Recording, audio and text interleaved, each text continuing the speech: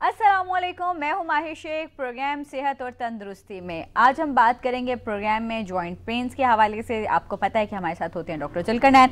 सबसे पहले हम आपको बताएं कि हमारे राब्ते का नंबर जिस पे आप हमें कॉल करते हैं, उसके साथ साथ हम आपको बताते हैं डॉक्टर साहब के व्हाट्सएप नंबर 0300-189-8933, 0315346445 डॉक्टर साहब के राब्ते का नंबर है। ये प्रोग्राम का बिल्कुल स्टार्ट में इसलिए बता रही हूँ कि अक्सर आप लोग हमसे शिकायत करते हैं कि प्रोग्राम में डॉक्टर साहब के नंबर जो है वो फ्लैश हो रहे होते हैं, लेकिन वो इतनी तेज़ी से स्क्रॉल कर जाते हैं या बहुत तेज़ी से बोलती हैं कि हमें याद नहीं रहते। तो इसलिए हमने सोचा क्यों ना हम आपको बिल्कुल प्रोग्राम के स्टार्ट में आज नंबर्स बता दें। अब वहाँ पर जब आप हमें कॉल करते हैं, बहुत सारे लोग ऐसे हैं जिनकी कॉल जो है वो नहीं मिल रही होती प्रोग्राम के दरमियान में, तो आप डॉक्टर साहब के व्हाट्सएप नंबर पर राबिता करें। वहाँ पर जो है वो अपनी रिपोर्ट्स भेजें और जानने की कोशिश करें कि जो आपका प्रॉब्लम है या खुदा ना खास्ता जो मर्ज़ आपको लाहक है, क्या उसका ट्रीटमेंट अल्टरनेट मेडिसिन में है या नहीं है। और मैं हमेशा कहती हूँ कि अवेयरनेस हर चीज़ की बहुत ज़रूरी है। बीमारी आती है, चली जाती है। जिस तरह से सेहत है, इंसान कहता है कि एक इंसान तंदुरुस्त रहना चाहता है, उसी तरह से बीमारी है।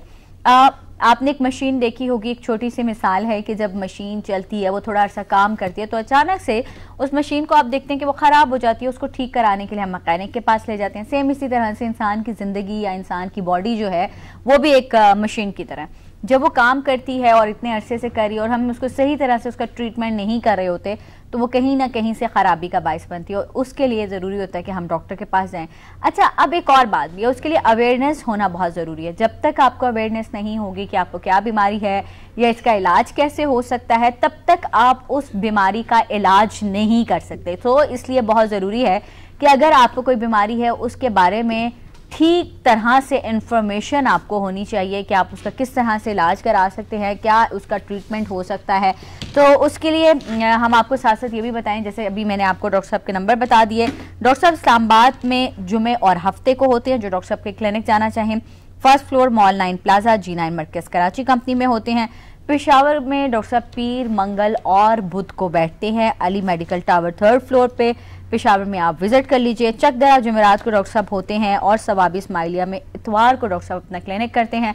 इसलिए अगर आपको कोई ऐसा मर्ज़ है जिसके बारे में आपको समझ नहीं आ रही या समझने की कोशिश करते हैं और आप बहुत ज़्यादा ट्रीटमेंट करा चुके हैं या बहुत ज़्यादा इलाज करा चुके हैं, उसके बावजूद आपको अफाका नहीं हो रहा, तो अल्टरनेट मेडिसिन जिसके बारे में हमेशा कहते हैं कि इसका कोई नुकसान नहीं है और आपको जो है वो बहुत जल्दी इससे अपनी बीमारी जो है उससे आपको छुटकारा मिलता है। अच्छा जी, सबसे पहले हम डॉक्टर जुल्करनैन साहब को वेलकम कहेंगे। अस्सलाम वालेकुम डॉक्टर साहब, कैसे हैं आप? वालेकुम सलाम, अल्हम्दुलिल्लाह। मुझे पता है मैं बहुत बोलती हूँ, इसलिए मैंने लंबी तमीज़ बांध दी आज आपको वेलकम करने में। मैं तो ना सोच में था कि शायद आज प्रोग्राम सिर्फ आप ही करेंगे, मैं इधर बैठा रहूंगा।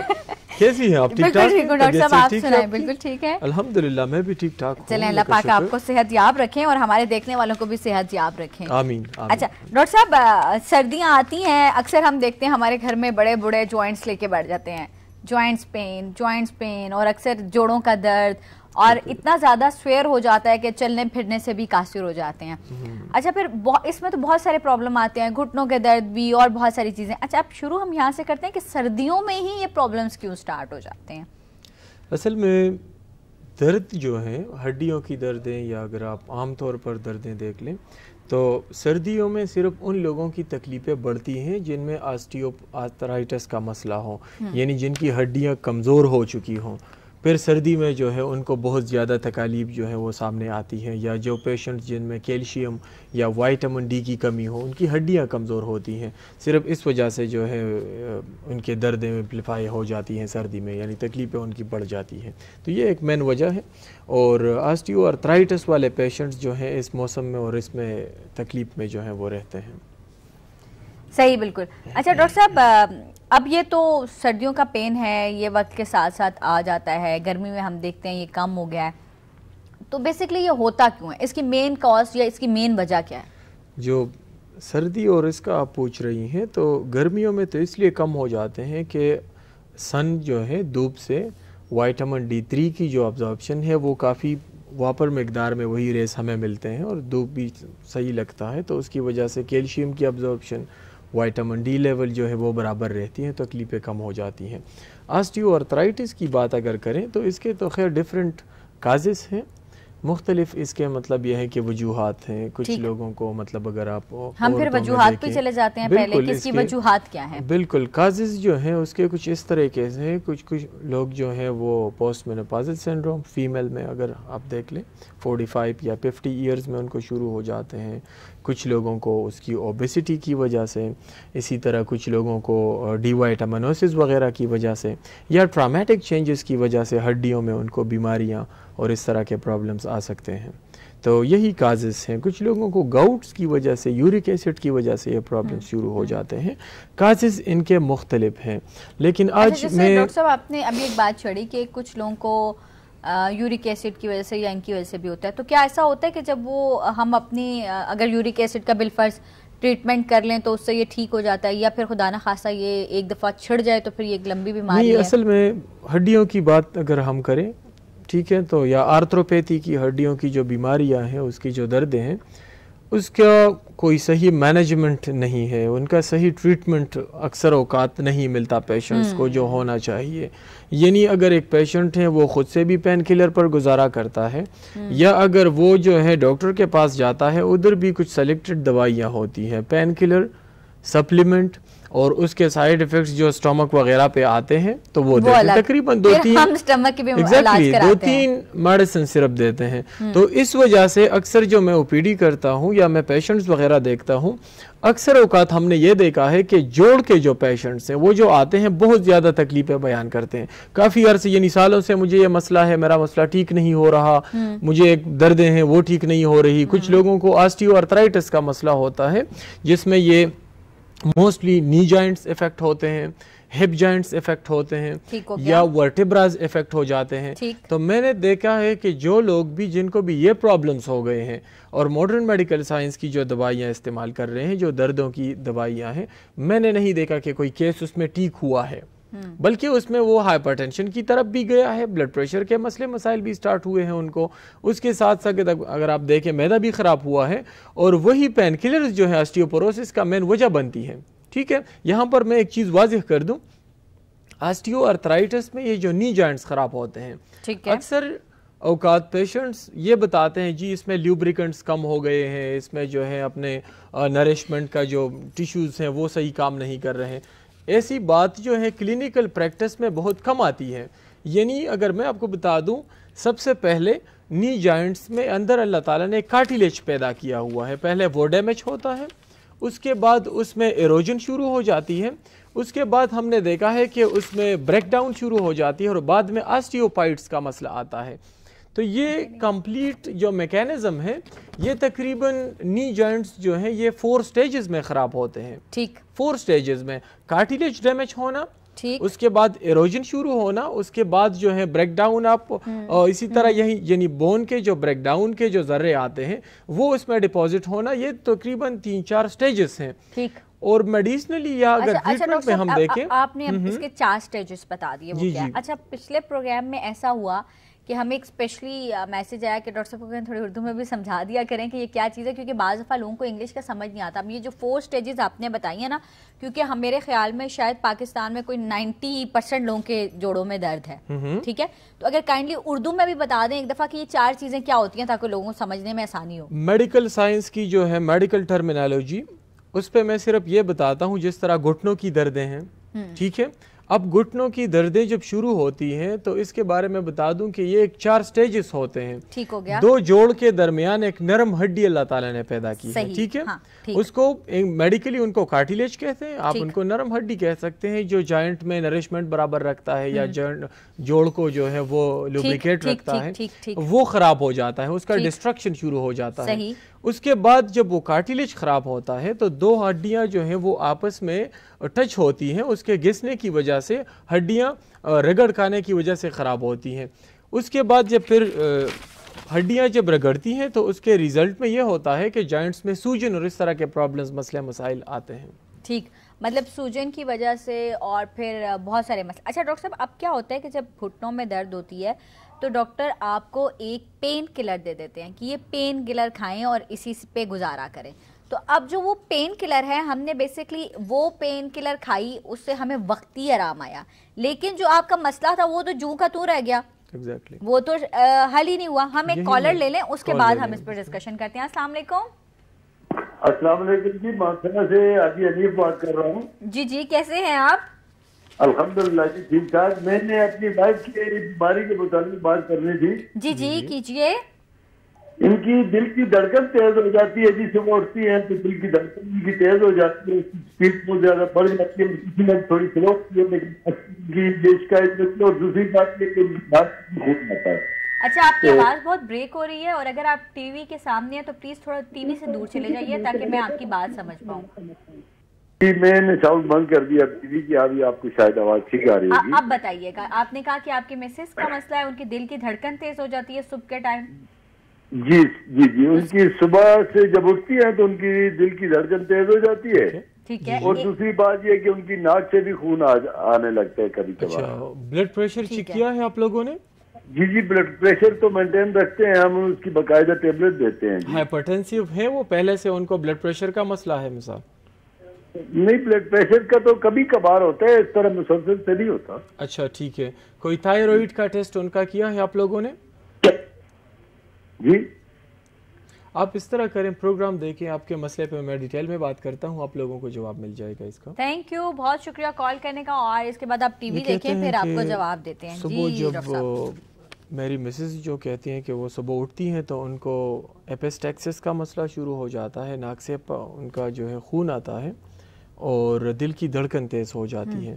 अब टेकिकार्डिया की अगर हम बात कर लें, जिस लोगों को पल्पिटेशन या उनका हार्ट बीट तेज़ होता है, उसके मुख्तलिफ काजेज़ हैं। एक तो इस तरह के केसेस में TSH का टेस्ट होना चाहिए, थायराइड स्टिमुलेटिंग हार्मोन्स का जो टेस्ट है, क्योंकि एक पेशेंट के थायराइड में मसला होगा तो भी उनकी हार्ट बीट भी बढ़ेगी, उसके साथ साथ उनमें एंग्जाइटी के सिम्टम्स भी आएंगे। और साथ साथ अगर आप देखें, एक पेशेंट है, उनका अगर ब्लड प्रेशर कंट्रोल नहीं है, ये तो बता रहे हैं कि मेडिसिन ये ले रही हैं, अब ये नहीं पता कि मेडिसिन का डोजेज किस तरह है, रात को दवाई लेती हैं या सुबह को मेडिसिन लेती हैं। ऐसे भी हो सकता है कि सुबह जब पेशेंट उठता है उनका ब्लड प्रेशर ज़्यादा हो, उनके जो वेसल्स हैं उस पर प्रेशर इतनी ज़्यादा हो कि उससे ब्लड लीकेज हो जाए और उसको एपिस्टैक्सिस शुरू हो जाए।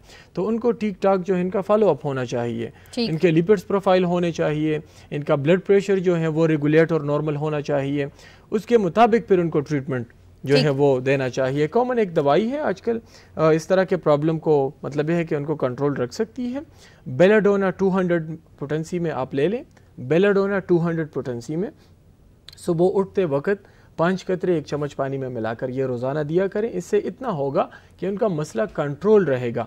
बाकी चेकअप के मुताबिक किसी डॉक्टर को आप दिखा दें ताकि उनका कंप्लीट प्रोफाइल बना दें, वाइटल्स ले लें और उसके मुताबिक उनको गाइड करें, ठीक है।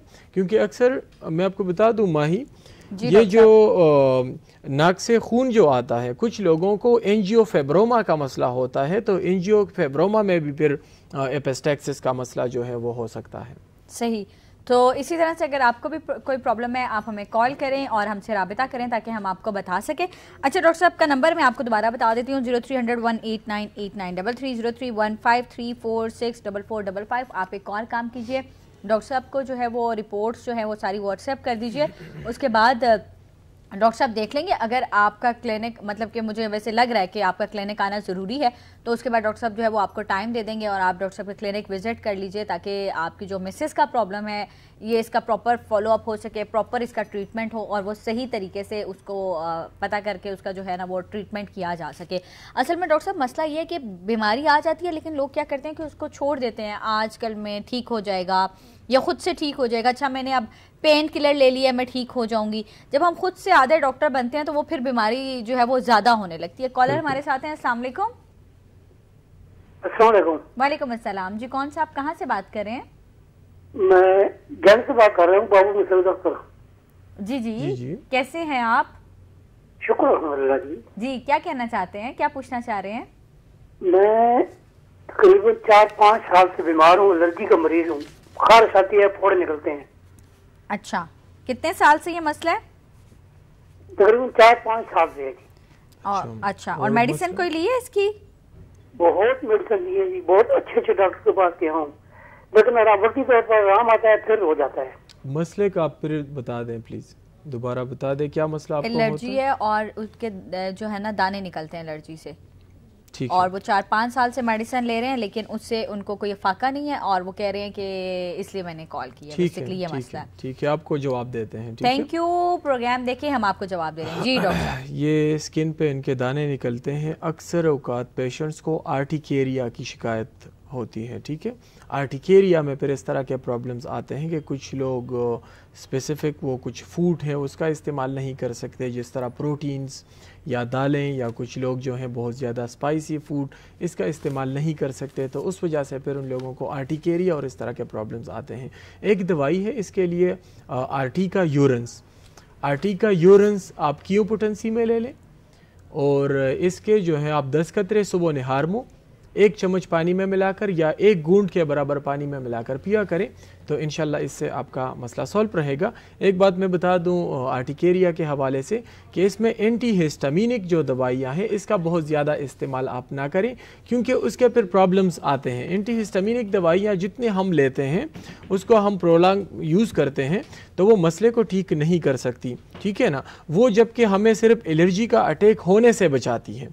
अब यहाँ पर कुछ खास चीजें हैं जो एलर्जी को ट्रिगर करती हैं। सही, ठीक है, जब प्रोटीन वजूद में जाता है तो उसके खिलाफ एंटीबॉडीज एक्टिवेट हो जाते हैं, हिस्टामिन रिलीज हो जाता है और उसके रिजल्ट में कुछ लोगों को जो है रेड पैचेस आना शुरू हो जाते हैं, कुछ लोगों को छोटे छोटे दाने निकलते हैं और कुछ लोगों के स्किन पर जो है वो स्वेलिंग शुरू हो जाती है। तो इसीलिए इसका हम ऐसे ट्रीटमेंट करते हैं कि जिस चीज़ों से एक पेशेंट को एलर्जी हो रही है, अक्सर हम बात करते रहते हैं डस्ट एलर्जी की बात करते हैं, सीलिएक डिजीज़ में ग्लूटेन एलर्जी की बात करते हैं, यहाँ पर प्रोटीन एलर्जी इसको हम कह सकते हैं, इससे लोगों को मसले मसाइल बनते हैं। तो फिर इसकी अपनी स्पेसिफिक दवाइयाँ हैं। आर्टिका दवाई बता दी है इनको, पल्सटील और भी मेडिसिन हैं, लेकिन फिलहाल अगर ये इस्तेमाल कर लें तो इससे इंशाल्लाह इनका मसला कंट्रोल रहेगा। ठीक ठीक। अच्छा डॉक्टर साहब, अक्सर हम देखते हैं कि एलर्जी की भी कितनी टाइप्स हैं, मतलब आप कितने प्रोग्राम में एलर्जी की टाइप्स बता चुके हैं, कौन कौन सी एलर्जी की टाइप है, लेकिन आज हमारा प्रोग्राम एलर्जी पे नहीं है। Exactly, आज हमने बात करनी है जॉइंट्स पे, तो हम उसी पे वापस आते हैं दोबारा से और हम बात करते हैं जॉइंट्स पे। हमने अभी जानी इसकी वजूहात क्या है। अच्छा, जैसे मैंने कहा कि दर्द होती है, डॉक्टर हमें पेन किलर दे देते हैं।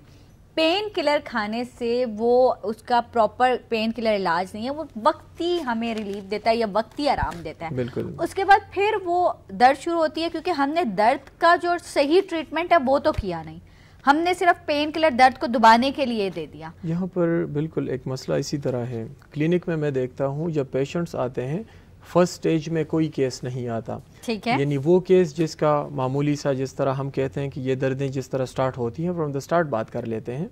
स्टार्ट में एक पेशेंट को मिसाल के तौर पर जॉइंट्स में सख्ती महसूस होती है या उसको जॉइंट्स में दर्दें महसूस होती हैं, चलने में तकलीफ होती है, तो कभी कभार तो हम खुद ये समझते हैं कि नहीं जी बस ये तो आम कमज़ोरी है, ठीक हो जाएगी।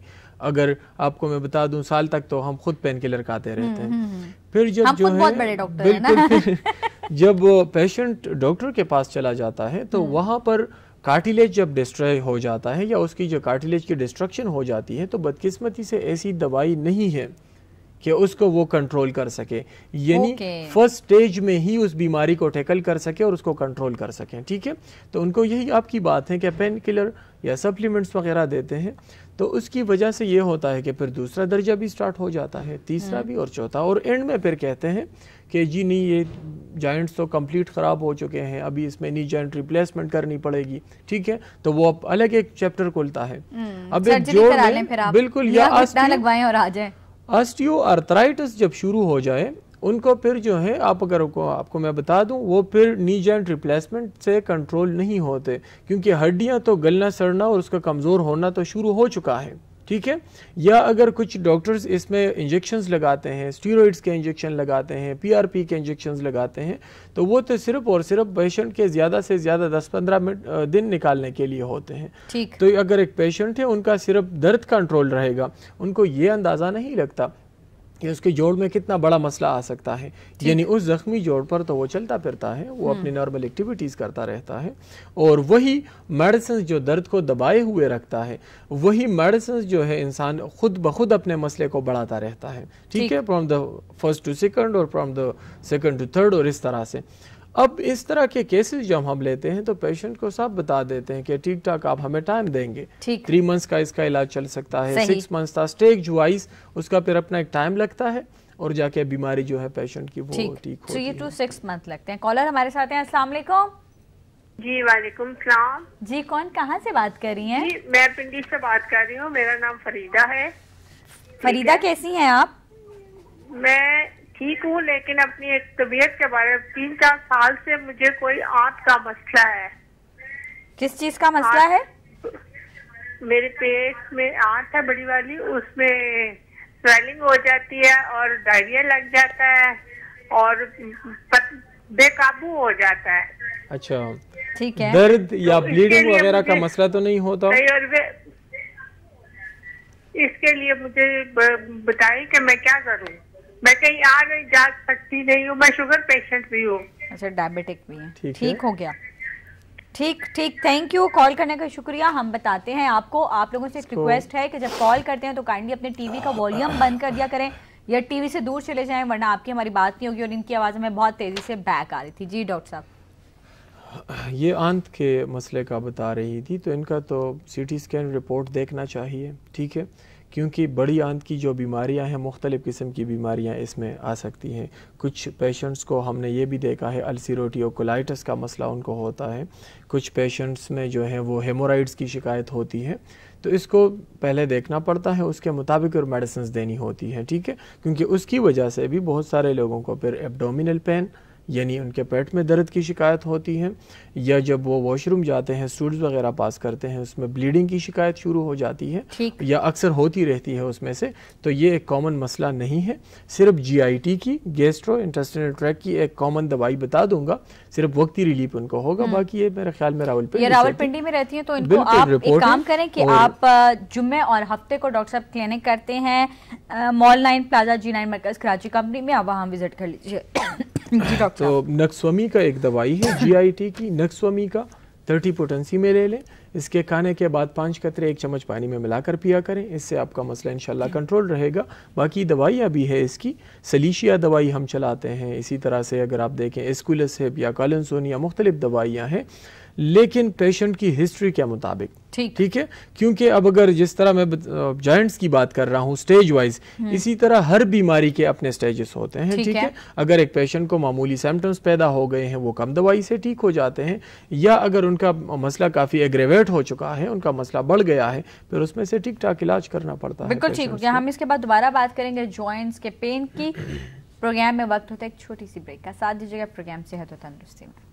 जी वेलकम बैक एक दफ़ा से फिर प्रोग्राम सेहत और तंदुरुस्ती। बात कर रहे हैं हम जॉइंट पेन्स के हवाले से, क्योंकि सर्दियों में अक्सर हमने देखा है कि लोग जो है वो अपने जॉइंट पेन के हवाले से बात कर रहे होते हैं, दर्द की बात करते हैं और उससे मेडिसिन खाने के बावजूद भी उससे रिलीफ नहीं मिल रहा होता। इसीलिए आज डॉक्टर जुल्करनैन इस पर बात कर रहे हैं कि आप किस तरह से इससे रिलीफ हासिल कर सकते हैं। अच्छा डॉक्टर साहब, मुझे ये बताएं, जैसे कि आपने कहा कि अक्सर डॉक्टर इसमें इंजेक्शंस लगा देते हैं, इंजेक्शंस लगाने से भी वो पेन जो है वो खत्म नहीं होता, बल्कि कह लें एक टेम्पररी सा जो है वो ट्रीटमेंट होता है, कोई 15-20 दिन के लिए। तो क्या फिर इसका ट्रीटमेंट सिर्फ सर्जरी है कि आप घुटना चेंज करा लें? नहीं, बिल्कुल नहीं, क्योंकि सर्जरी में पेशेंट्स को मैं कभी नहीं कहता। या अगर मैं ये बात कर लूँ कि कोई भी ऑस्टियोआर्थराइटिस का पेशेंट, जिनको या ऑस्टियोआर्थराइटिस हो या जिनको ऑस्टियोपोरोसिस का मसला हो, आम हड्डियों की कमज़ोरी या जोड़ों के मसले मसाइल उसके साथ पैदा हुए हों, कोई भी केस आज तक हमने नहीं रेफ़र किया कि आप लोग उसकी तरफ चले जाएं, बल्कि मैं कहता हूं पेशेंट्स को आप टाइम दे दें, ठीक है, आप वक़्त दे दें, दवाइयों का इस्तेमाल कर लें, तो फिर जाके मसले मसाइल हल हो सकते हैं, ठीक है। स्टेज वाइज जो मैं बात करता हूं, तो हर स्टेज की अपनी दवाइयां होती हैं, ठीक है। पेशेंट को हम जब फिजिकल उनका मुआयना करते हैं, कुछ पेशेंट्स के जॉइंट्स में इस तरह की आवाज़ें आती हैं, क्रैकिंग की आवाज़ें आती हैं, कुछ पेशेंट्स जो हैं वो जोड़ पे बुजुर्ग कह रहे होते हैं नमाज पढ़ते हुए आवाज आती है, एग्जैक्टली, या डाउन स्टेयर जब आते हैं नहीं आ सकते, या जो है उठने बैठने में उनको तकलीफें होती हैं, कुछ इस तरह से लोगों को फिर पता चलता है कि मेरे जोड़ में प्रॉब्लम मौजूद है, ठीक है। तो उन चीज़ों को हम सामने रख के उसके मुताबिक फिर मेडिसिन देते हैं कि आया जोड़ में इरोजन की वजह से कहीं जख्म तो नहीं बना, ठीक है। अब अगर एक जॉइंट में जख्म बन गया है, यानी जॉइंट सूज गए हैं, तो उसमें फिर हम सूजन की स्पेसिफिक दवाइयां देते हैं, उसके साथ साथ ऑस्टियोआर्थराइटिस को कंट्रोल करने की दवाइयां, कैल्शियम फास्फोरिकम एक दवाई है कैलकेरिया फॉस, जो कि ऑस्टियोआर्थराइटिस को कंट्रोल कर सकती है। ठीक है, उसके साथ साथ जिस तरह सूजन आई हुई है जख्म के, अपने मेडिसिन से हेपरसल्फरमर्क्सोल और इस तरह की दवाइयाँ वो हम चलाते हैं। साथ साथ ये भी देखते हैं कि पेशेंट का जोड़ खराब हुआ क्यों है। ठीक है, अब अगर एक बीमार है उनको ओबेसिटी है, क्यों होता है जोड़, क्यों खराब होता है? ठीक है, ओबेसिटी मोटापा जो है, मोटापे की वजह से भी इसकी जो कार्टिलेज है दो जोड़ों के दरमियान वो डिस्ट्रॉय हो जाता है, खराब हो जाता है। सही। इसके साथ साथ अगर एक पेशेंट को जोड़ों की आम बीमारी है जिनको रूमेटाइड आर्थराइटिस कहते हैं, जो कि एक ऑटो इम्यून डिजीज है, उससे भी कार्टिलेज खराब होते हैं, उसकी वजह से भी जोड़ खराब हो जाते हैं, या यूरिक एसिड की डिपोजिशन की वजह से, उसकी वजह से भी कार्टिलेज और जॉइंट का जो शेप है वो तब्दील हो सकता है, उसमें डिफॉर्मिटी पैदा हो सकती है। ठीक है, यानी एक आम बीमारी से पेशेंट एक परमानेंट बीमारी की तरफ जा सकता है। ठीक, ट्रॉमेटिक भी हमने देखा है, जब रोड एक्सीडेंट में अगर उनका नी कैप जख्मी हो जाए या उनका कोई फ्रैक्चर हो जाए नीज में, तो उसकी वजह से फिर जोड़ जो है वो परमानेंट उसमें मसले मसाइल आ सकते हैं।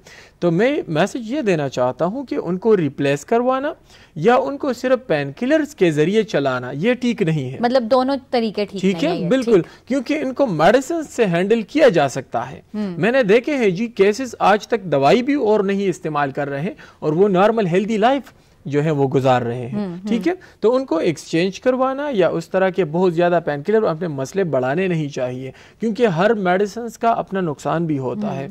अब अगर आप देखें जो पेन किलर की जो मेडिसिन हैं वो दवाइयाँ एनाल्जेसिक्स गुर्दों के अंदर अपने न्यूरॉन्स हैं, ठीक है, उस न्यूरॉन्स को वो इफेक्ट करता है। फिर पेशेंट के रीनल के सिस्टम के अंदर रिनिन जो पैदा होता है जो ब्लड प्रेशर को कंट्रोल करता है, उसको रेगुलेट रखता है। तो जब गुर्दे कमज़ोर हो जाती हैं तो फिर पेशेंट का जो है ब्लड प्रेशर कंट्रोल नहीं होता।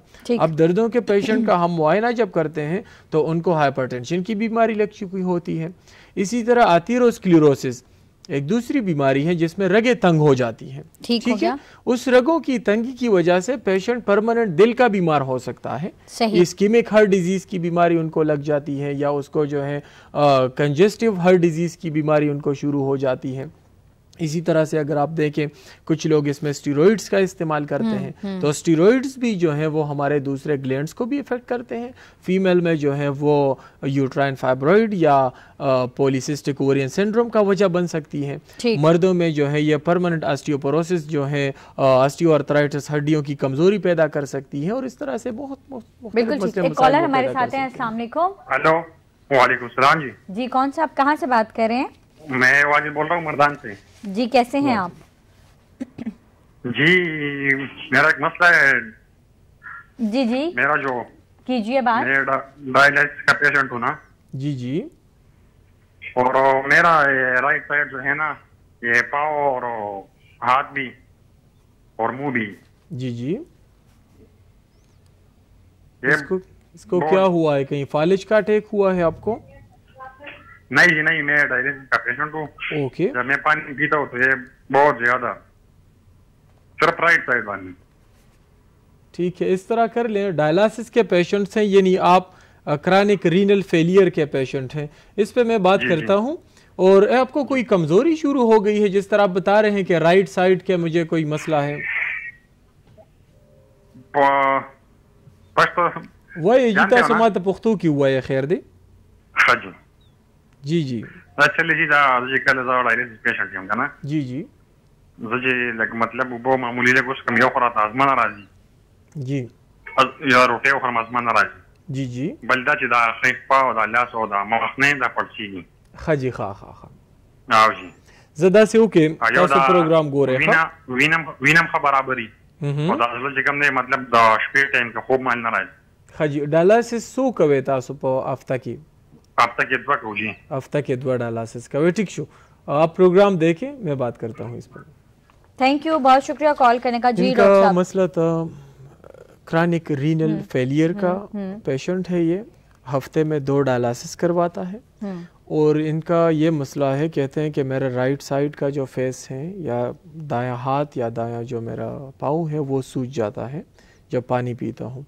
एक बात तो इन हर जो भी पेशेंट्स हैं जिनके गुर्दे फेल हो गए हैं वो पानी की क्वांटिटी इंतहाई कम रखेंगे, यानी इंतहाई कम पानी वो पिएंगे। ठीक है, ज़्यादा पानी नहीं पी सकते। दूसरी बात यह है कि गुर्दों को बेहतर बनाया जा सकता है। ठीक है।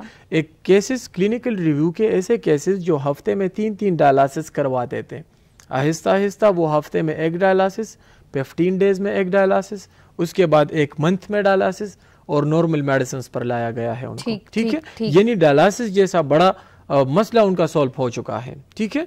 अब यहाँ पर मसला यह है कि इनकी सूजन क्यों होती है। गुर्दे जो है वो सही तरीके से पानी जो है वो निकाल नहीं रहा, यानी गुर्दों के जो फिल्टर्स हैं वो तो ब्लॉक हो चुके हैं, निप्रोन्स जो हैं। अब वो जब ब्लॉक हो जाते हैं, फिल्टर्स ब्लॉक हो जाते हैं, तो वो फ्लश आउट नहीं कर सकता वेस्ट प्रोडक्ट्स को। वो सारा यूरिन जो है यानी यूरिया, क्रेटिनिन, ये सारी चीजें जो है ये ब्लड में सर्कुलेट होती रहती हैं। उसकी वजह से अक्सर केसेस में हमने देखा है कि वो उनका ब्लड प्रेशर कंट्रोल नहीं रहता। दूसरी बात यह है कि उनका HB लेवल कम रहता है। ठीक है। क्योंकि गुर्दों से ही एक एंजाइम पैदा होता है जो कि जॉइंट्स को कमांड देता है। ठीक है। वहां से फिर RBCs बनते हैं। तो एक पेशेंट के जब गुर्दे खराब हो जाते हैं तो उसमें फिर ब्लड की भी कमी आती है, ब्लड प्रेशर भी कंट्रोल नहीं रहता। कुछ केसेस में वोमिटिंग का मसला भी आता है, या कुछ केसेस में दर्दें और टेम्परेचर वगैरह के भी प्रॉब्लम्स। एक आम दवाई इनको सिर्फ बता दूंगा, बर्बिरस दवाई है, बर्बिरस क्यों ताकत में, ये आप ले लें। ये फेल गुर्दों का इलाज नहीं है, लेकिन ये आपके तकलीफ को कम कर सकती है।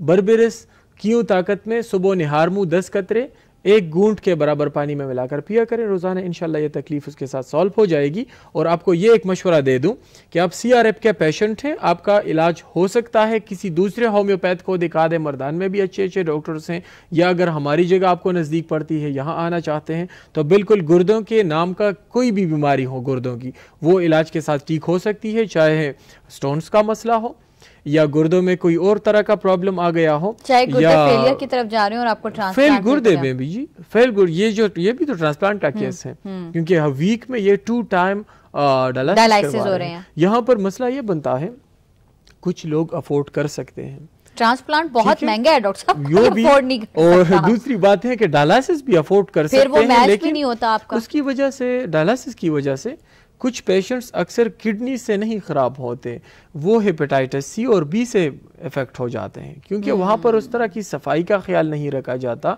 एक डायलाइजर पर मैनी पेशेंट्स के जो है उसके डायलिसिस करवाते रहते हैं, तो उसकी वजह से पेशेंट को और बीमारियाँ लाहक हो जाती हैं, जिसकी वजह से पेशेंट टोटली वो डैमेज हो जाता है, या उनके अक्सर HCV की वजह से उनको CLD क्रॉनिक लीवर डिजीज़ का मसला शुरू हो जाता है। तो जो लोग अफोर्ड कर सकते हैं वो तो कहीं अच्छी जगह चले जाते हैं, लेकिन अक्सर पेशेंट्स हमने ये देखे हैं कि वो अफोर्ड न कर सकने की वजह से अपनी बीमारियां उनको वो ठीक नहीं हो सकती और उनको मुख्तलिफ किस्म के मसले मसाइल आते हैं। तो इसलिए उनका फिर अल्टरनेटिव ट्रीटमेंट वो उनका ज़रूरी है, क्योंकि इसमें उतना एक्सपेंस भी नहीं है और पेशेंट सेफ तरीके से कंट्रोल और ठीक भी हो जाता है। बिल्कुल ठीक। और अगर किसी को ऐसी बीमारी है तो डॉक्टर साहब के जो व्हाट्सएप नंबर हैं वो आ रहे हैं सामने हमारी स्क्रीन पर, लेकिन फिर भी हम आपको बताते हैं 0301898933, आप इस पर रब्ता करें और डॉक्टर साहब से जो है वो अपना ट्रीटमेंट करा सकते हैं आप, क्योंकि डॉक्टर साहब कह रहे हैं कि ट्रांसप्लांट से पहले उसका इलाज है, ट्रांसप्लांट हर चीज़ का इलाज नहीं है। कॉलर हमारे साथ है, अस्सलाम वालेकुम।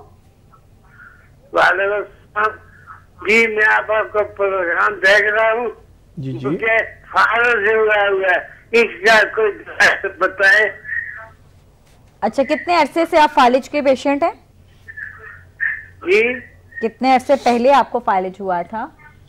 ये 5-6 महीने हो गया। अच्छा, ठीक हो गया। ठीक, तो अभी मेडिसिन ले रहे हैं या छोड़ दिया फिलहाल? कोई वो दवाई के दे दिए हकीम से। अच्छा, कोई फर्क नहीं है, आधा ठीक हो गया, का नहीं है। ठीक है, ठीक है, ठीक, बिल्कुल ठीक है। आप प्रोग्राम देखें, हम आपको जवाब देते हैं। Thank you ji. डॉक्टर साहब फालिज के पेशेंट हैं और 5-6 महीने पहले हुआ फालिज का इनको मसला हो गया है, तो अब इतनी ऐसी दवाइयाँ नहीं है कि इनको बहुत जल्दी रिकवर कर सकें। ठीक है। फालिज में एक ये आप एहतियात करेंगे, इनको वर्जिश की बहुत ज़्यादा ज़रूरत है। अगर फिजियोथेरापिस्ट ये रख सकते हैं या फिजियोथेरेपी की तरफ आप जा सकते हैं, तो ये आप समझ लें कि 100 में 50% ट्रीटमेंट है ये, इससे आप ठीक हो सकते हैं। ठीक है। एक्सरसाइज ज़रूरी है, वही टिप्स वो फिर बता देते हैं, घर में भी लोग करवाते रहते हैं। तो फालिज में एक्सरसाइज मस्ट है। उसके साथ साथ फालिज की वजह से जो मसल्स स्टिफ हो जाते हैं या जो पैरालाइज हो जाते हैं, ठीक है, तो उसकी एक दवाई है जो कि इतनी जल्दी नहीं रिकवर करती लेकिन उसके रिकवरी में मदद देती हैं। ठीक है। कास्टिकम एक दवाई है और दूसरी दवाई पलम्बम मिट, ये दोनों दवाइयाँ 30 पोटेंसी में ले लें। इसके सुबह दोपहर शाम दोनों के 5-5 कतरे 1 चम्मच पानी में मिलाकर इसको मिक्स किया करें और ये सुबह दोपहर शाम आप लिया करें। इंशाल्लाह फालिज की वजह से जो आप इफ़ेक्ट हुए हैं, मुतासिर हुए हैं, इंशाल्लाह आपकी रिकवरी में ये इजाफा करेगी और तेज़ी से आप रिकवर हो जाएंगे। लेकिन फालिज में आपको बता दूं, ख्याल नहीं रखते, होता क्यों है? अक्सर लोग ब्लड प्रेशर कंट्रोल नहीं रखते, ठीक है, ब्रेन हैमरेज हो जाता है उनको, जिसकी वजह से फालिज के इफेक्ट हो जाते हैं। इसी तरह कुछ लोगों को जो है बिलिस पालिसी की शिकायत होती है। ये तो खैर ये नहीं पता कि इनको सिर्फ फेस का है, कुछ बिलिस पालिसी में ये होता है कि फेस का कुछ हिस्सा जो है वो मुतासर हो जाता है। कुछ लोगों को हेमाप्लेजिया यानी वजूद का एक साइड मुतासर हो जाता है टोटली, या उनको पैराप्लेजिया। ठीक है, तो अब अगर ये सिर्फ इनको बिलिस पालिसी है यानी फेस का सिर्फ उनको मसला है, तो ये बैक्टीरिया है, उसकी वजह से भी ये प्रॉब्लम आता है। और कभी कभी अननोन काजेटिव्स की वजह से भी बिलिस पालिसी हो जाती है, जबकि बनिस्बत दूसरे फालिज की पैराप्लेजिया और हेमाप्लेजिया के बनिस्बत बिलिस पालिसी की अगर बात की जाए तो वो 100% जो है वो ट्रीटेबल है और इंतहाई तेजी से वो पेशेंट्स रिकवर हो जाते हैं। ठीक, और इसके पेशेंट को रिकवर होने में कितना टाइम लगता है डॉक्टर साहब? बिलिस पालिसी के क्लिनिकल प्रैक्टिस में हमने देखे हैं तकरीबन 7 मंथ्स 6 मंथ्स, ठीक है, इसके रिकवर हो जाते कंप्लीट, क्योंकि उसमें पेशेंट फिर ना पानी पी सकते हैं स्टार्ट में जब मसला हो जाता है, ना वो खुराक को अचीव कर सकते हैं। ठीक है, दूसरी बात यह है कि फेस भी उसी तरह से डिफॉर्म लगता है, वो भी सही नहीं लगता, तो पेशेंट जो है एक तो साइकोलॉजिकली भी उससे मुतासर होते हैं। तो उनको जब फिर मेडिसिन से ठीक किया जाता है तो पेशेंट भी इंतहाई दुआएं भी देते हैं और खुश भी होते हैं और एक सेफ तरीके से भी ठीक हो जाते हैं। तो बिलिस पालिसी बनिस्बत दूसरे फालिज के इंतहाई तेजी से रिकवर होने वाली बीमारी है। ठीक, बिल्कुल ठीक हो गया। अच्छा, इसके साथ कॉलर हमारे साथ हैं। अस्सलाम वालेकुम। वालेकुम अस्सलाम जी, कौन कहाँ से बात कर रही हैं? जी, मैं मानसरा से महरीन बात कर रही हूँ। महरीन, कैसी हैं आप? जी अल्हम्दुलिल्लाह, मैं ठीक ठाक। मुझे डॉक्टर जुल्फरनैन से बात करनी थी। जी जी कीजिए, फरमाइए। जी सर, मैं थायराइड और पीसीओएस की पेशेंट हूँ 2 ईयर से। जी जी। तो मैं कंसीव भी नहीं कर पा रही और तकरीबन मेडिसिन भी मैंने 1 ईयर से ऊपर हो गया मैं यूज कर रही हूँ, लेकिन पीसीओएस भी मुझे अगेन हो गया और थायराइड भी मेरा कंट्रोल नहीं होता।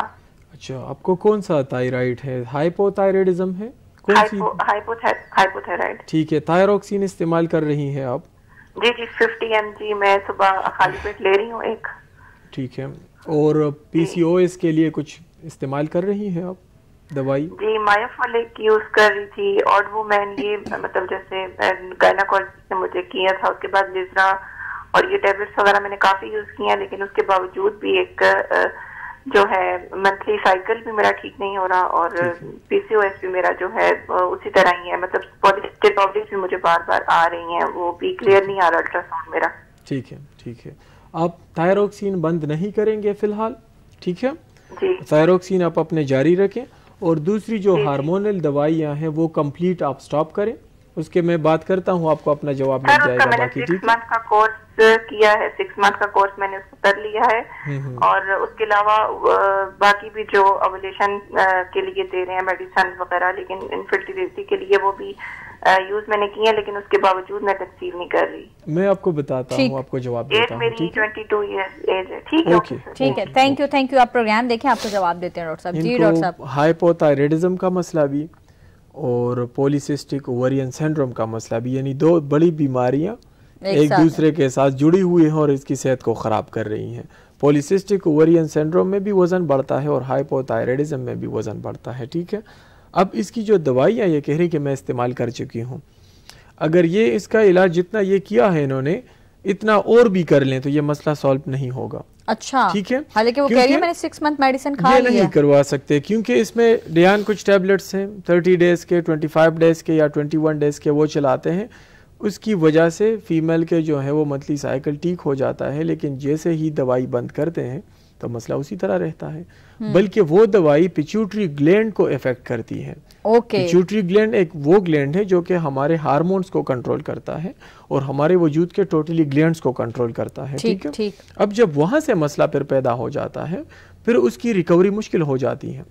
ठीक है, इसमें हम पल्सटीला दवाई चलाते हैं 1 mg में, इसी तरह से तूजा एक दवाई है जो कि मतलब यह है कि जो सिस्ट पैदा हुए हैं ओवरीज में, सिस्ट को भी ठीक करेंगी, उसके साथ साथ जो इनके FSH में या LH में यानी फॉलिकल स्टिमुलेटिंग हार्मोन्स जो ब्रेन से रिलीज होते हैं, या ल्यूटिनाइजिंग हार्मोन्स या एस्ट्रोजन एक्सेट्रा, जिसमें भी मसला आ गया है उसको हम पे ट्रीट करते हैं मेडिसिन के थ्रू, यानी हार्मोन्स को बैलेंस करते हैं। ठीक है, जब हार्मोन्स बैलेंस हो जाते हैं तो मंथली साइकिल भी ठीक हो जाता है, वजन भी नहीं बढ़ता, चेहरे पर बाल भी नहीं आते, ठीक है, और मूड भी स्विंग नहीं होते उसके साथ साथ।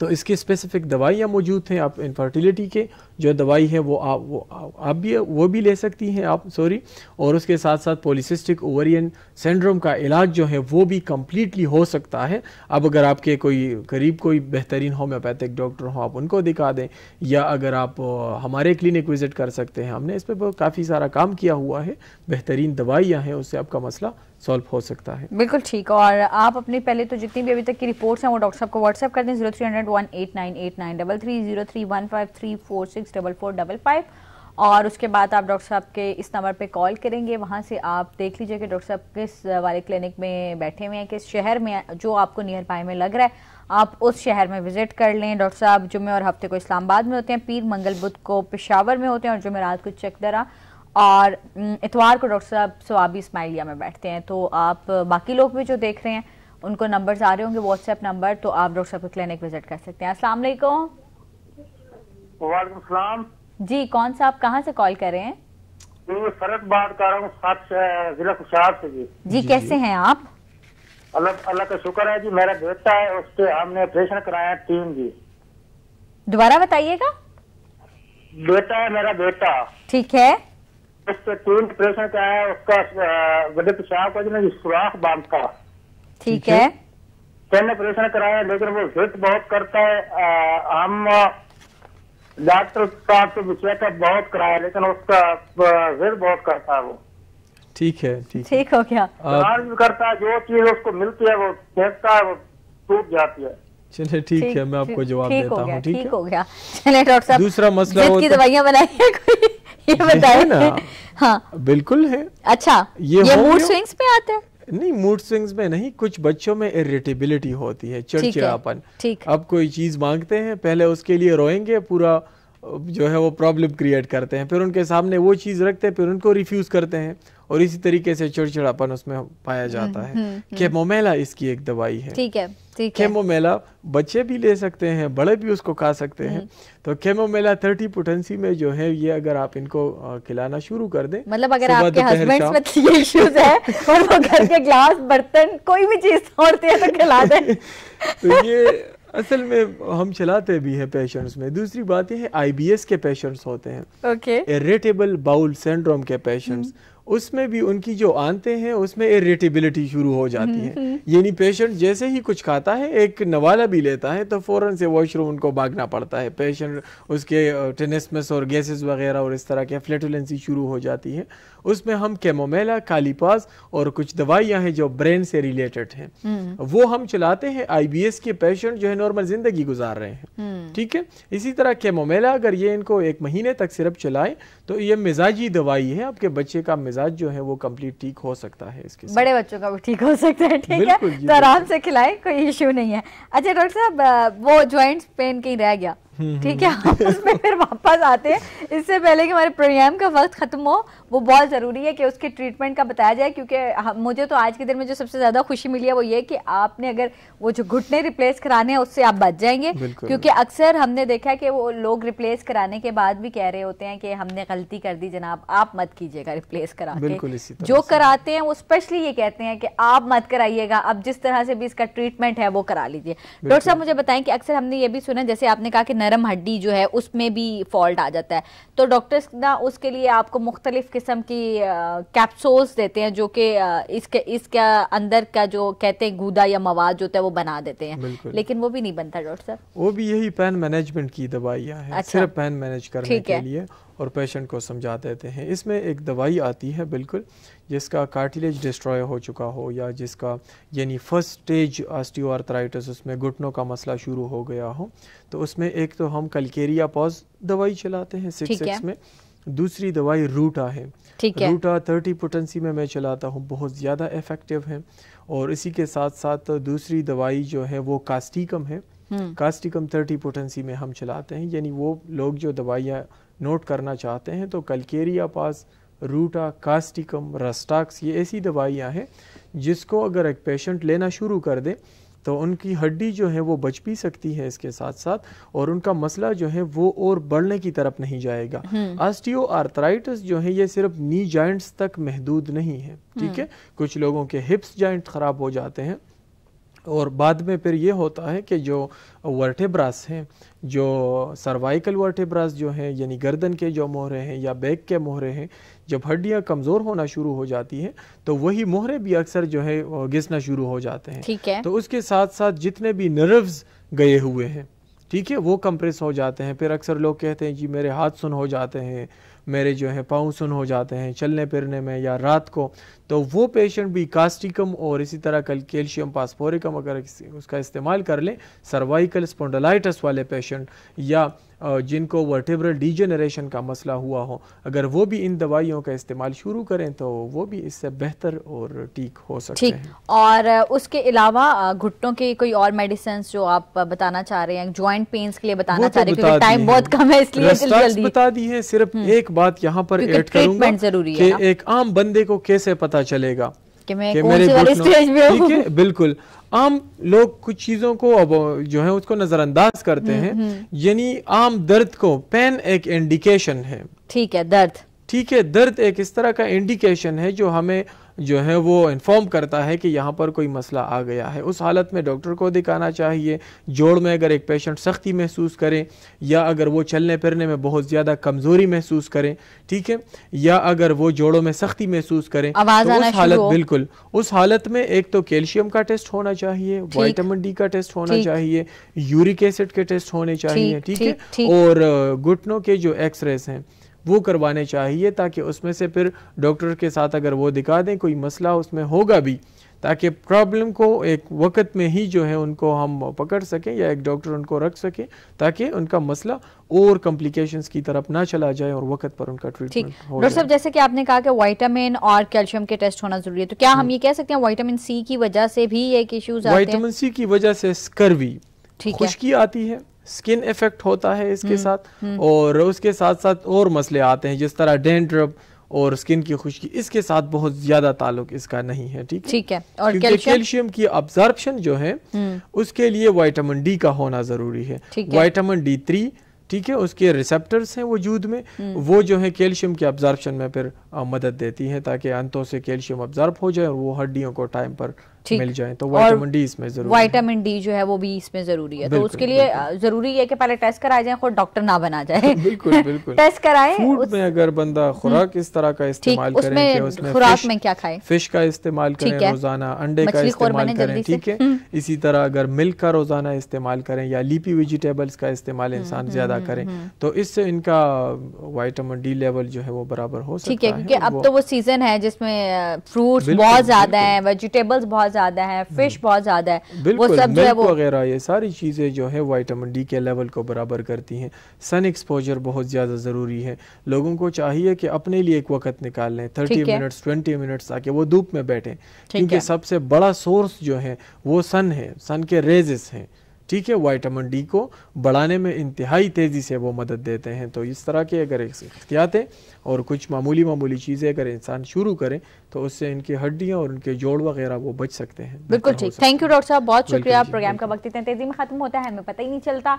अभी हम बहुत सारी चीज़ों को और डिस्कस करना चाह रहे थे और आपकी कॉल्स भी लेना चाहते थे, लेकिन वक्त ने साथ नहीं दिया। अपना ढेर सारा ख्याल रखें। नेक्स्ट प्रोग्राम में मैं और डॉक्टर जुल्कर नैन दोबारा आएंगे बशर्ते ज़िंदगी, और आप लोगों के सामने एक और मसले को जो है वो डिस्कस करेंगे। अपना ढेर सारा ख्याल रखें, हमें इजाज़त दीजिए। अल्लाह हाफिज़ एंड फ़ी अमान अल्लाह। अल्लाह हाफिज़।